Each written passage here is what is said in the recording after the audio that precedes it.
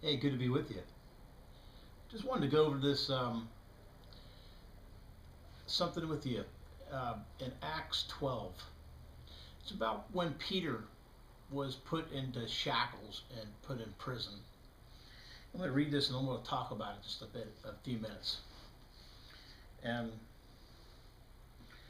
um, let me see where to start here. And this is 12:4. And when he had uh, apprehended him, he put him into prison, and that's Peter, and delivered him to four quaternions of soldiers to keep him, attending after Easter to bring him forth to the people.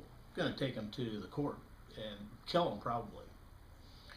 And they've got all these soldiers around him protecting him to make sure he doesn't get away. 5. Peter therefore was kept in prison, but prayer was made without ceasing of the church and to God for him. So people were praying for him. And when Herod would have brought him forth the same night, Peter was sleeping between two soldiers, one on each side of him. You get the picture. Bound with two chains. He's shackled. And the keepers before the door kept the prison. There were people outside, there were people around him. They were wanting to make sure he wasn't going to get away. And behold, the angel of the Lord. What's the angel of the Lord? That's our Father, the angel of God, came upon him, and a light shined in the prison, and he smote Peter on the side and raised him up, saying, Arise. Wake up, Peter. Arise. Up quickly. And his chains fell off from his hands. 8. And the angel said unto him, Gird thyself. What's gird mean? You know what gird means. Gird, as it used to be, men used to wear skirts in those days, and they'd reach down between their legs, grab the back of the skirt, and pull it up, push the front part down, and then pull it up, and then tuck it into their belt.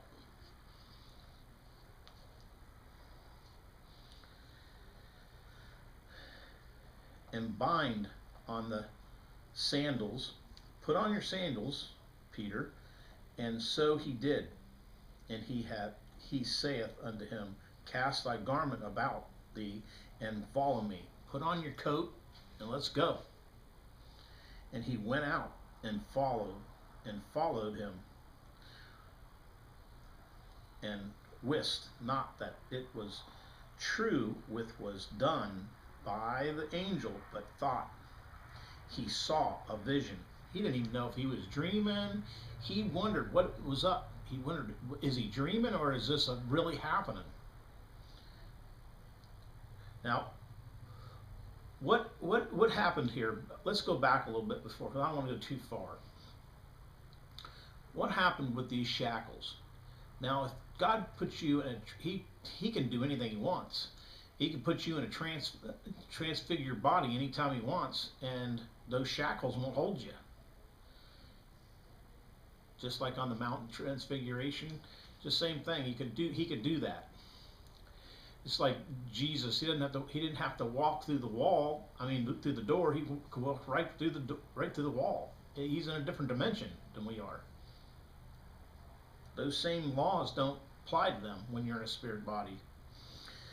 When they were past the first and the second ward, they came upon the iron gate that leadeth into the city, which opened to them of his own accord.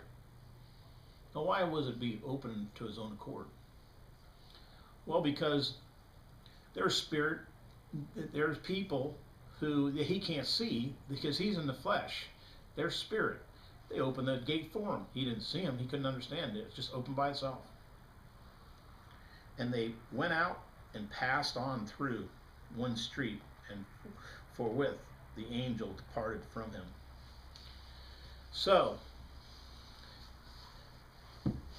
why I read that to you was I want to talk to you about a little bit about how the world is right now, and it's and some people that they're fearing everything because there's no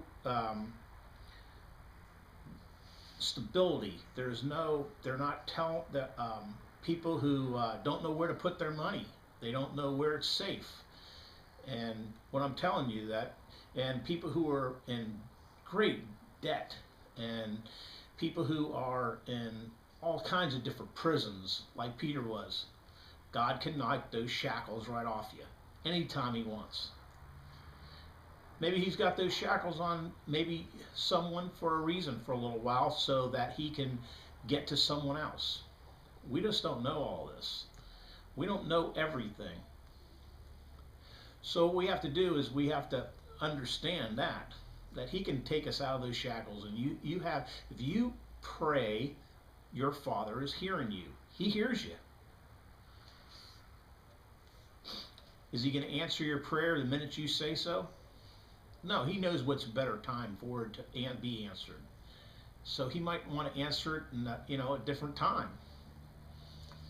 And so you just have to be patient and love your Father and pray and know that everything's going to be fine, because if you have your Father with you, what do you have to fear? It's like Elijah and the armor bearer. Remember, he says, okay, let's charge. And the armor bearer says, well, hold on a minute.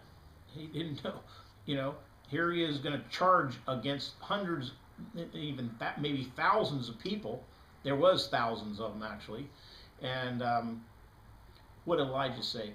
He prayed to God. He says, just pull the veil away a little bit for a minute, just so my armor bearer can see the army with us compared to the army with them.